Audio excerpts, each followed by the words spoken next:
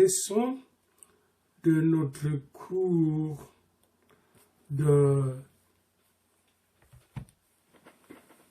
thérapie pastorale multidimensionnelle et dynamique du Dr Massamba, thérapie pastorale multidimensionnelle et dynamique du Dr Massamba. La leçon 15e donc de ce cours portera sur la culpabilité et la responsabilité dans la problématique de traitement des individus envoûtés. La problématique de la libération des envoûtés. La culpabilité et la responsabilité. Alors, vous avez plusieurs cas que nous avons vus. Commençons par les cas les plus récents avec Dr Massamba. C'est le cas de Ndebo. Le problème fondamental qui était lié à l'impuissance sexuelle de Ndebo et à sa maladie était celui de la culpabilité. Ndebo se sentait coupable. 1.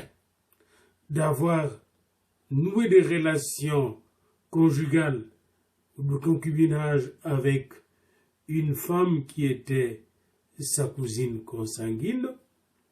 2. Il s'en est coupable de n'avoir pas versé la dot. Et il s'en est aussi coupable du fait que ces femmes, les considéraient comme, ces deux premières femmes, les considéraient comme ne les aimant pas à cause du fait qu'il a pris une troisième femme. Vous voyez, la culpabilité à tous les niveaux. Riche qu'il était, il ne pouvait pas acheter sa conscience. Ndebo donc se sentait coupable. Et dans la société traditionnelle, le paiement de la dot en totalité ou en partie était une condition indispensable du succès d'un mariage. Que ce soit un mariage polygamique ou non polygamique, il fallait payer la dot. Alors non seulement que pour la fécondité de la femme, mais aussi pour la sexualité du mari, la dot était indispensable. Celui qui ne versait pas la dot, eh bien sa femme risquait gros de ne pas mettre au monde, de lui-même risquait gros de ne pas fonctionner sexuellement, de ne pas bien fonctionner sexuellement. La polygamie et la jalousie des deux premières femmes ne semblent pas, dans ce cas de Ndebo, ne semblent pas une explication adéquate à sa maladie ou à son impuissance sexuelle. La polygamie étant d'ailleurs acceptée dans sa culture. Ndebo déclara, et ces deux femmes le confirmèrent quoi? Qu'elles étaient d'accord qu'il prenne une troisième femme. Or, il avait un sentiment de culpabilité envers ces deux premières femmes, lui-même Ndebo, bien qu'elles aient été d'accord. Pourquoi? Parce que Ndebo pensait que ces femmes croyaient qu'il ne les aimait pas beaucoup. Et c'est pour cela qu'il a pris une troisième concubine. Cette culpabilité troubla temporairement les rapports sexuels de Ndebo avec ses deux premières femmes. Fonctionnait pas. Et son sentiment de culpabilité le privait de satisfaction sexuelle, non seulement vis-à-vis de ses deux premières femmes, mais aussi vis-à-vis de sa concubine. Pendant un certain moment, il déclara au pasteur Massamba qu'il n'arrivait pas à l'orgasme, même pas à l'éjaculation. Il devint alors nerveux et commença à souffrir de douleurs, de maux de tête et des sensations de fatigue. Douleurs, maux de tête, sensations de fatigue. C'est ce qu'on appelle la névrose hypochondriaque. Notez ça, la névrose hypochondriaque. Les douleurs généralisées et le maux de tête, dans ces cas-là, dans ces cas de névrose hypochondriaque, peuvent convenir à l'une des interprétations qu'un spécialiste, le docteur Finichel, un spécialiste de la névrose, a donné concernant la névrose hypochondriaque. Pour Finichel, la névrose hypochondriaque résulte d'un excès de tension sexuelle, c'est-à-dire d'insuffisance de l'orgasme. Lorsque la personne n'a pas de plaisir ou ne fonctionne pas au lit, il devient très tendu. La personne qui est habituée d'aller chercher le plaisir sexuel est très tendue. Et quand l'individu, selon Finichel, ne peut pas décharger son excitation sexuelle, il ressent un état de tension issu du conflit entre les forces de défense et les besoins sexuels elles-mêmes. N'oubliez pas que par la sexualité, l'homme défend sa virilité, sa masculinité.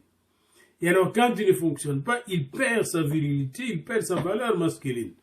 Par conséquent, il y a un conflit entre les forces de défense et la sexualité, les besoins sexuels.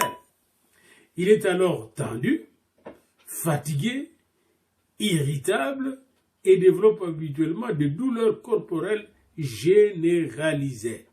C'est ce qu'on appelle la névrose hypochondriaque. La maladie de Ndebou concorde donc avec la compréhension africaine des actes humains. Ils ne sont jamais neutres. Une maladie en Afrique ne vient pas de microbes, totalement de microbes, ou de virus ou d'autres causes naturelles. C'est toujours le ndoki, les sorciers, les moulogis qui est derrière les attaques maladives ou les maladies. Alors, c'est ce que pensait aussi Ndebou. Alors, voyez-vous, la fidélité à la culture est à la fois une force positive et négative. Disons d'abord, quand on est fidèle à la culture,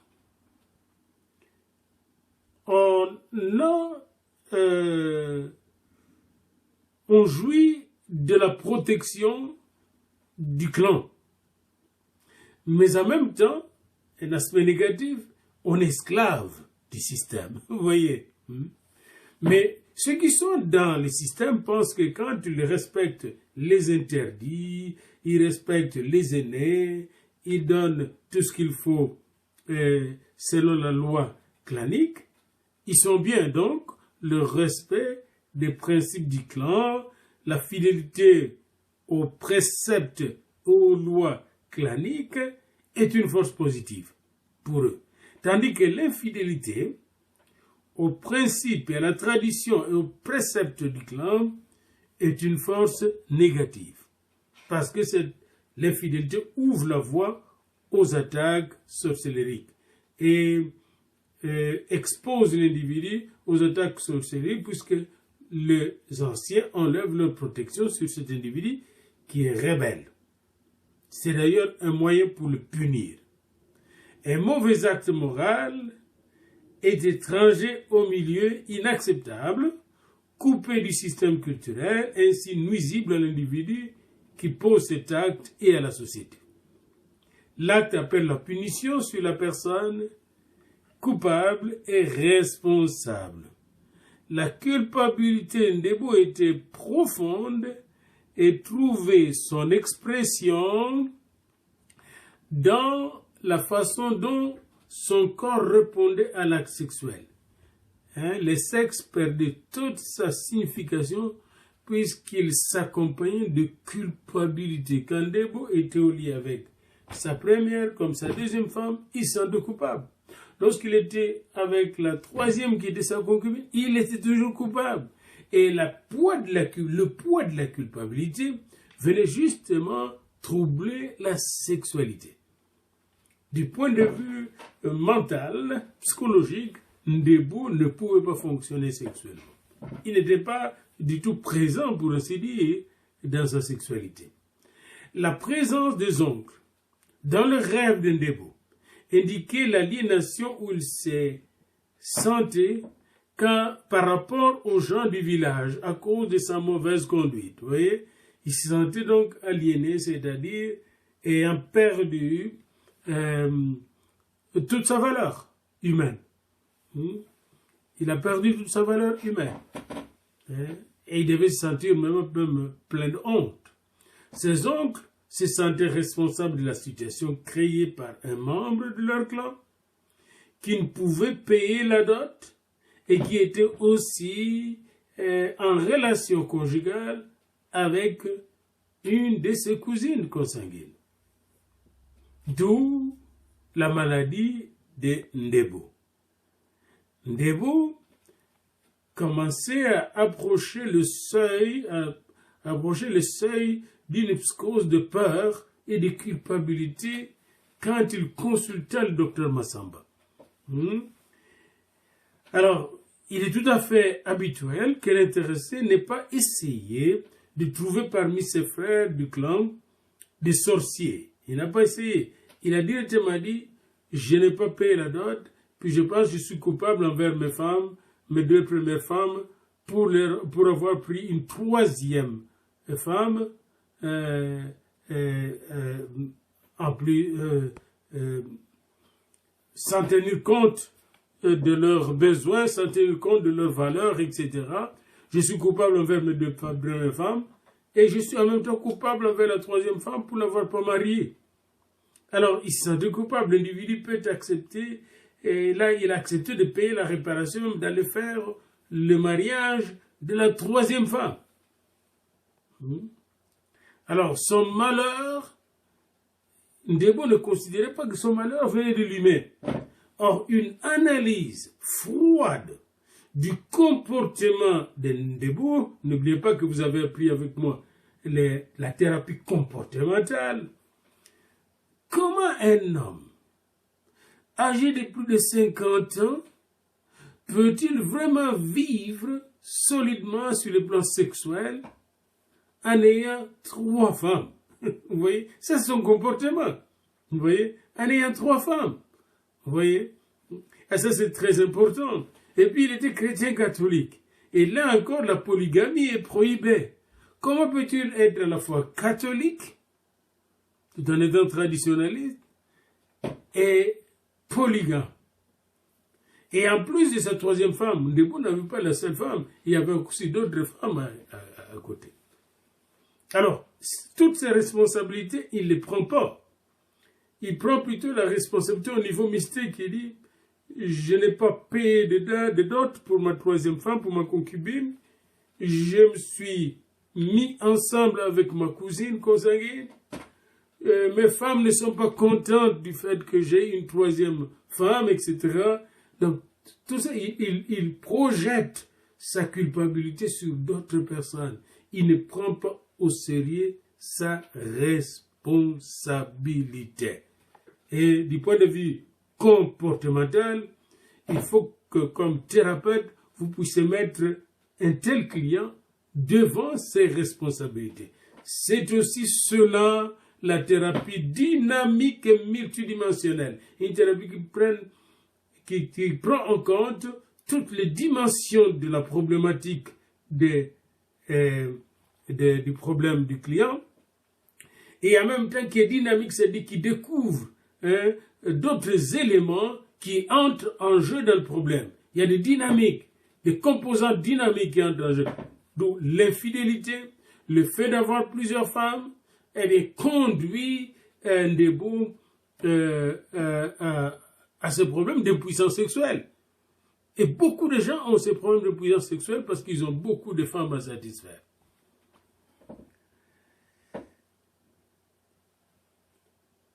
Ici, comme le docteur Massamba le dit, pas plus que Makang Mambong, je ne suggère pas ici que la honte soit une des caractéristiques de cette culture. Ndebo ne semble pas éprouver de la honte pour ce qu'il fait, mais il a honte du fait de n'avoir pas payé la dot pour sa 3e femme, cette concubine. Il a aussi honte du fait qu'il a pris une 3e concubine. Il a honte vis-à-vis de ses 2 premières femmes. Et cette honte vient s'ajouter à sa culpabilité et à sa responsabilité humaine. Et ici, j'aimerais faire ouvrir une parenthèse que je vais fermer rapidement. Et je vais vous parler un peu de nomos. Le nomos, les normes. Nous vivons dans un monde de normes. Il y a beaucoup de principes qu'on nous demande de respecter dans la vie et que nous devons respecter. Ok, nous sommes d'accord là-dessus. Mais maintenant, notre comportement à l'égard de normes peut être de trois façons, trois manières. Nous pouvons nous comporter de trois manières vis-à-vis des normes, des lois, de l'interdit, comme l'interdit de l'inceste, l'interdit de ne pas prendre une femme sans payer la dot, etc. Nous pouvons nous comporter vis-à-vis de ces interdits de façon hétéronomique. Je pourrais vous le donner dans un cours d'éthique chrétienne. L'hétéronomie, ça c'est mon propre cours que je donne de temps en temps. L'hétéronomie, c'est le fait que je respecte les normes, mais les normes sont extérieures à moi, s'imposent à moi. C'est la manière dont nous nous comportons dans les traditions africaines. On a peur de tricher, peur de transgresser les normes traditionnelles, au risque d'être malade, au risque d'être puni, au risque d'avoir des réactions néfastes sur nous, contre nous. Ça, c'est l'hétéronomie. Et puis vient l'autonomie. L'autonomie, c'est que l'individu elle-même se rend compte que les normes qui sont là sont bien pour moi, pour ma propre vie, pour être heureux moi-même.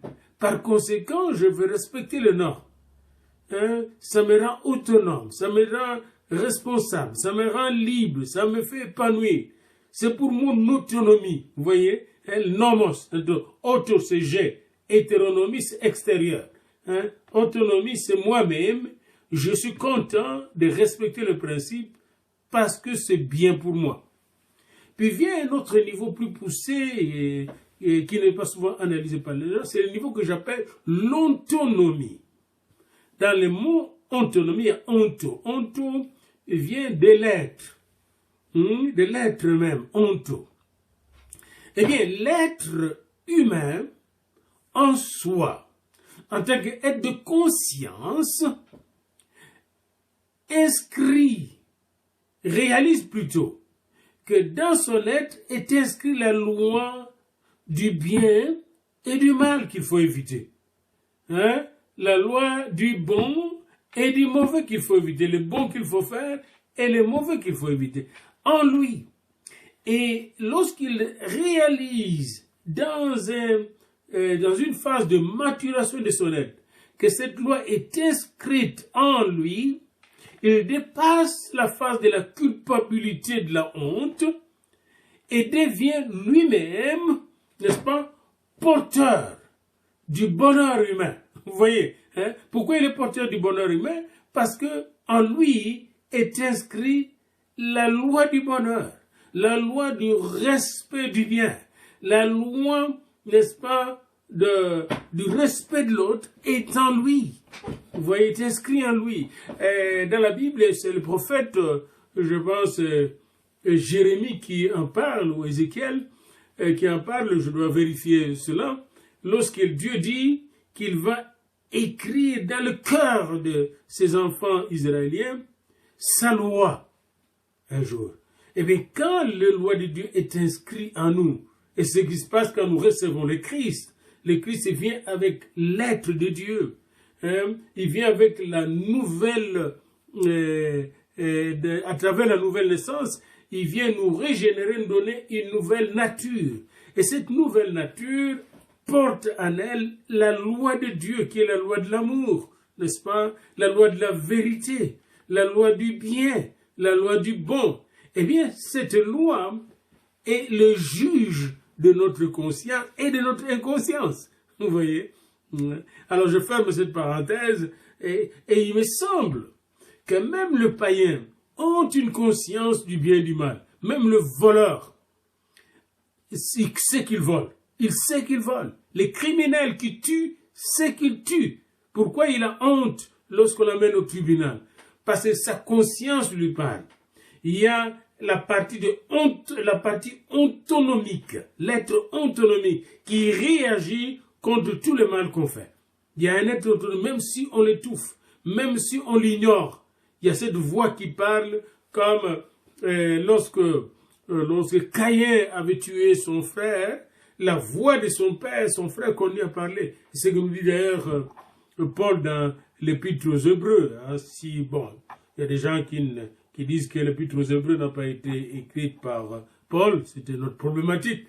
Et ce n'est pas mon problème maintenant. Mais l'auteur de l'Épître aux Hébreux nous parle de la voix d'Abel, qui crie, le sang d'Abel qui crie vers Dieu, et que le sang de Jésus crie plus fortement que le sang d'Abel. Eh bien, le sang qui crie, c'est l'être pur, l'être qui vient de Dieu, qui crie justice. Et je crois que Nebo, comme les autres cas que nous avons examinés, manifeste clairement ce problème de l'être intérieur qui réagit contre le mal et qui cherche le bien. Même le sorcier le plus dangereux, il y a un moment donné de sa sorcellerie, comme cette femme qui est venue confesser elle-même qu'elle avait tué ou mangé 18 personnes, probablement qu'elle avait empoisonné coup sur coup ces gens. Et bien cette même femme avait affaire à sa conscience quand elle était malade. Elle est allée trouver le prophète Mampouya en Giringiri pour se faire libérer et se faire guérir parce qu'elle était consciente qu'elle avait fait du mal. Je ferme cette parenthèse et je reviens au problème de la culpabilité et de la responsabilité. Alors, la personne qui se sent coupable, évidemment, a honte. Pourquoi la personne a honte? Il a honte parce qu'il y a un échec qui le prouve, un échec à s'élever à l'idéal défini dans la culture. Vous voyez, lui, comme un homme qui a réussi, Ndebou, l'idéal, c'est que quand il prend une femme, surtout dans son village, il doit payer la dot. Or, il n'était pas capable de s'élever à ce niveau-là. Et cet échec de ne pas réussir à s'élever au niveau de quelqu'un qui prend au sérieux la dot et de devenir quelqu'un qui vit avec la femme venant de sa propre tribu, sans avoir versé la dot, eh bien, fait honte. Il y a une anxiété qui est née de cet échec qui provoque la honte. Et jointe à cette honte, n'est-ce pas, la menace inconsciente d'être exclu du clan, d'être condamné par les clans. Il y a culpabilité lorsque cette anxiété, cette peur, naît du fait de la transgression de l'interdit. Vous voyez, la honte, l'incapacité de ne pouvoir s'élever au niveau de l'idéal défini par les clans. La culpabilité, vient du fait de la transgression de l'interdit, de la transgression de principes fixés par les clans, le principe de la dot. Il a transgressé, il se sent coupable. Et cette culpabilité est jointe à l'impuissance, qui est comme une menace inconsciente d'une mutilation possible. Rappelez-vous du cas de cet homme qui pensait que sa femme, avec son groupe d'Endoki, venait lui couper, n'est-ce pas, son pénis. Eh bien, si vous analysez cette situation, cet homme était aussi coupable de plusieurs situations d'irresponsabilité vis-à-vis de sa femme et de ses fils. En général, comme le dit Massamba, on observe dans les palabres thérapeutiques la tendance de l'individu à socialiser sa culpabilité. Je suis malade parce qu'il y a le sorcier dans la famille qui m'a jeté le sort, qui m'attaque. Il socialise sa culpabilité, vous voyez. Alors qu'en réalité, Par exemple, il sait qu'il a eu la syphilis ou la gonorrhée parce qu'il était adultère. Ou il est impuissant parce qu'il y a trop de femmes. Vous voyez? Non, il projette sa culpabilité sur les autres. Alors, il socialise sa culpabilité. Vous voyez? La culpabilité devient sociologique, collective, au lieu d'être individuelle, clanique, au lieu d'être individuelle. Nous devons apprendre à nous comporter en responsable et non en irresponsable. Le problème est culpabilité et responsabilité. Hein?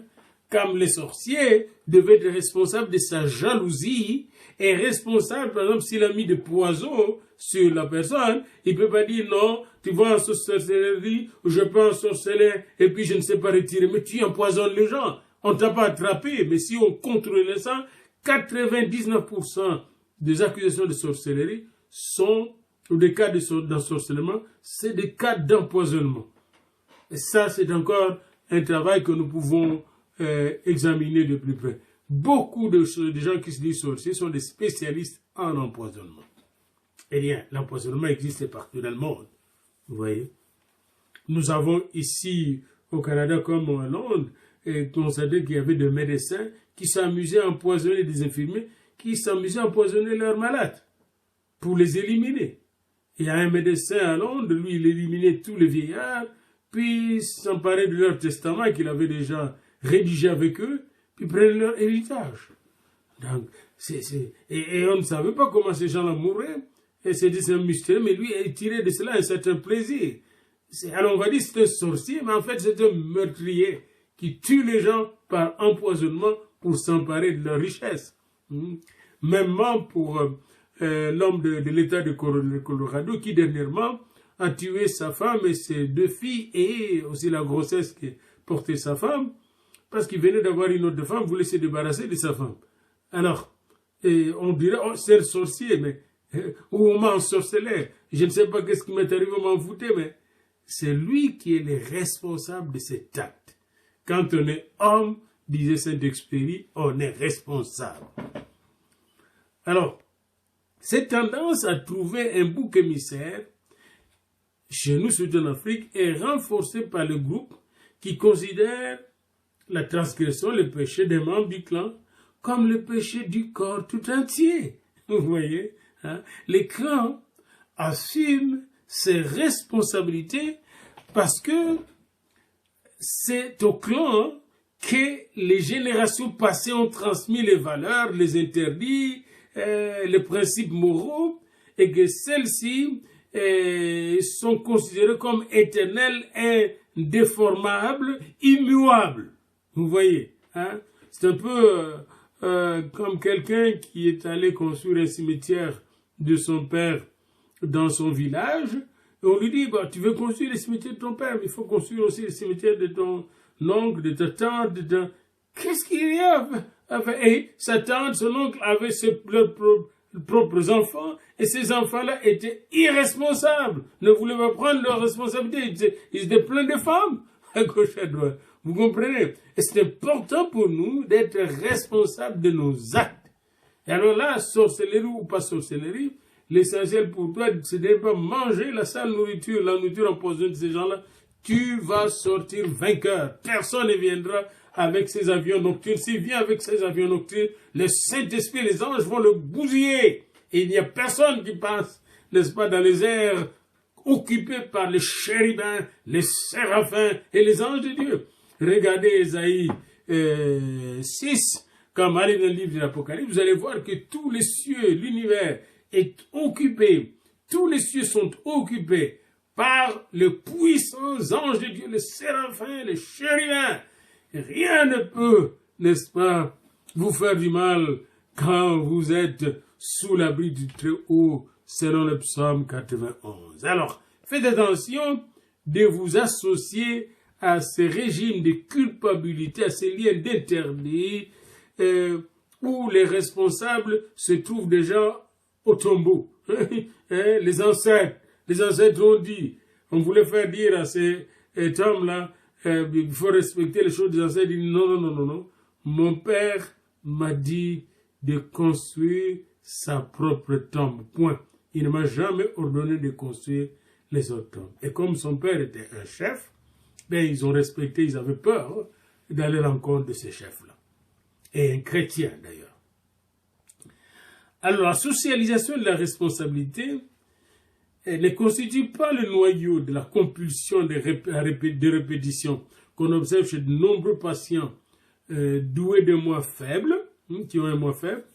Leur moi est si insignifiant qu'ils sont accablés et opprimés par les mauvais moi. Voyez-vous, et nous sommes, si vous connaissez le moi adulte, moi que nous avons appris en approche transactionnelle, le moi adulte, le moi enfant et le moi du père. Alors ici, vous voyez, ils sont dominés par le moi du père, les ancêtres. Ils sont dominés par les interdits, le surmoi, si vous voulez parler en langage hébreu. Le moi est écrasé par le surmoi et est incapable d'émerger. Et c'est dans ce cadre-là que la personne vit dans une culpabilité permanente, culpabilité partagée par tous les clans. Les services